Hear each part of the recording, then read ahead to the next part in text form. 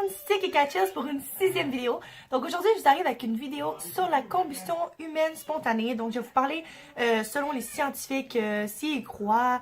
Je vais vous parler de c'est quoi en fait, des cas qui sont vraiment arrivés dans la vraie vie. Donc si vous voulez savoir plus sur ce sujet, restez avec moi.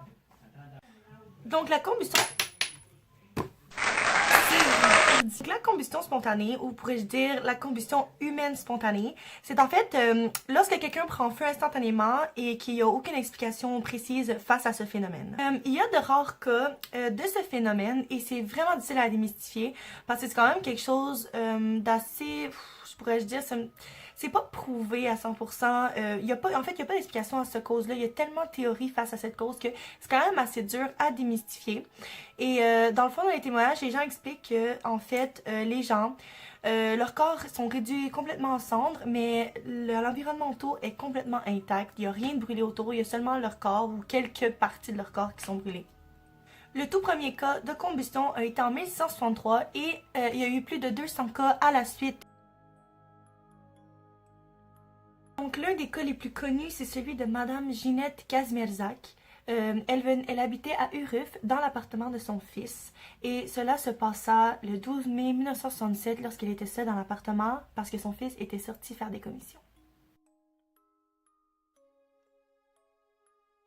Et c'est à 3 heures du matin que sa voisine commence à paniquer. Elle se réveille en sursaut et elle aperçoit plein de fumée dans son appartement. Alors paniquée, elle va à côté et voit qu'il y a des flammes dans le bas de la porte de Madame Ginette. Et elle appelle tout de suite les pompiers qui eux arrivent en peu de temps. Et ce qu'ils vont apercevoir est vraiment terrifiant. C'est alors à ce moment-là qu'ils découvrent le corps de Madame Ginette Kazmierzak au bas de la porte, complètement carbonisé, excepté pour la jambe et le bras droit. Mais son abdomen, sa tête, est complètement carbonisé. Le pompier dit que pour arriver à un tel résultat de combustion, il faudrait que ce soit une température élevée à 2000 degrés Celsius. C'est-à-dire que c'est une assez élevée température et c'est pas trop étonnant que son buste est aussi brûlé. Mais ce qu'il y a de plus fou, c'est que il y a juste Ginette, dans le fond le buste est la seule trace d'incendie qu'on peut avoir pour dire qu'il y a vraiment eu un incendie, car les murs sont tapissés de suie et le plancher aussi, donc honnêtement, tout est intact autour d'elle, excepté que le mur est un peu rempli de poussière. Alors, la théorie qu'on peut avoir par rapport à ça, les policiers et les pompiers se sont demandé, donc c'est pas un crime, parce que les portes étaient barrées, donc comment quelqu'un a pu venir voir la dame et la brûler? Honnêtement, ça n'a aucun sens. Une explosion d'une bombe à aérosol, mais honnêtement, ça aurait fait l'effet de brûler toute la maison. Et puis l'autre, ça serait la foudre, mais cette journée-là, il n'y avait aucune pluie, aucun orage, donc honnêtement, c'est encore quelque chose qu'on peut pas vraiment démystifier, donc c'est assez dur, là, on n'a comme pas vraiment de réponse de fin avec cette histoire-là, à part qu'on a déclaré que c'était une combustion humaine spontanée, car on n'a pas vraiment d'autres explications avec ça. Donc là, on va arriver avec les théories selon les scientifiques. Donc en tout premier lieu, je vais vous dire que les scientifiques n'y croient pas du tout à cette théorie.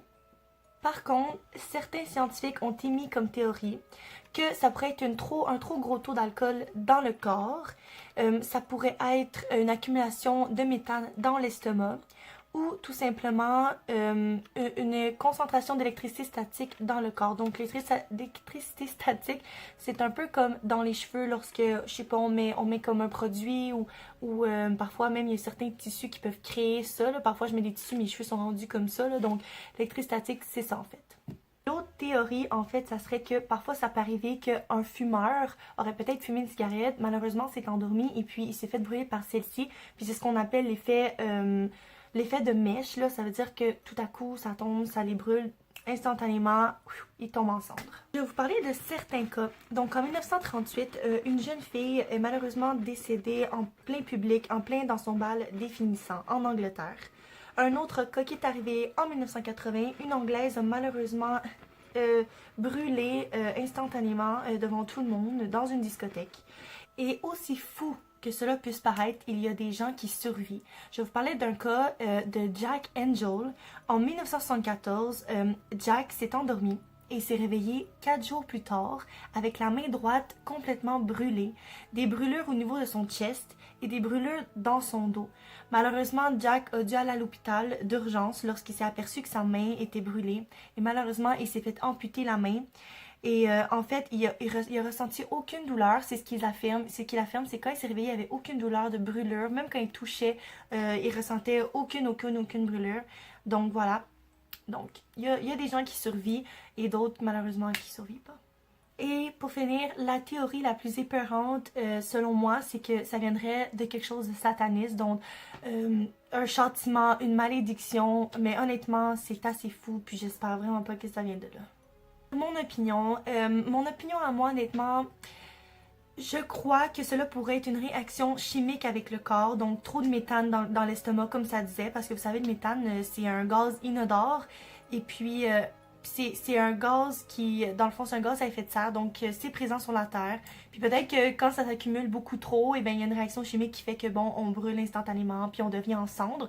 Je sais que ça peut paraître fou, ou même la théorie que peut-être un fumeur a fumé, puis c'est juste complètement comme ça se dit pas combustible, mais c'est comme qu'il y a eu la réaction chimique, là, comme tout a juste brûlé, comme l'effet de mèche, comme il disait.